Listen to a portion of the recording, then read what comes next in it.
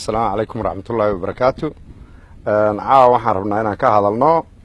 xaqiijinta amniga golaha shacabka ama amniga xarunta baarlamaanka iyo xildhibaanada iyadoo la tixraacayo qodobada amniga qaranka waxaa la ogeysiinayaa dhammaan xildhibaanada iyo shacabka Soomaaliyeed in berri la qaban doono shirka golaha shacabka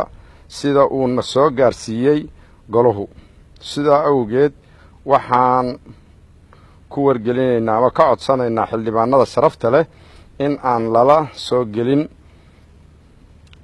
soo geli karin qori ama hub in laga soo galo meelaha loogu talagalay ama irdaha loogu talagalay oo xildhibaanadu ay ka soo galaan in istaafyada la dhigo meelaha loogu talagalay ee ciidanka amnigu ay ugu talagaleen. lambar 3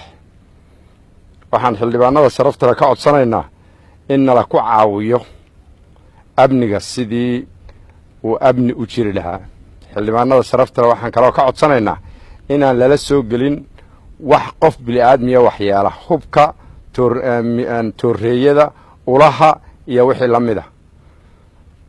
ciidanka booliiska Soomaaliyeed sida amarka uu nagu siiyay taliyaha ciidanka booliisku waxaa la adkeeyay oo aad loo adkeynayaa amniga iyadoo uusan cidnana ku foorin cidnana ku lid ahayn cidnana aan gooni loo beegsanayn ama cidnana aan maaragtaa la lahayn kaasaasa iyo kaasaasa qof walba waxaan ka codsanaynaa xildhibaanada sharafta leh in ay ciidanka booliiska ama ciidamada amniga ay ku gacan siiyaan amniga.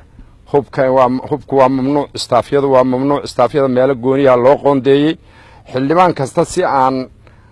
gacan loola gelinayo intaba waxaan ka codsanaynaa xildhibaanku inuu hubiyo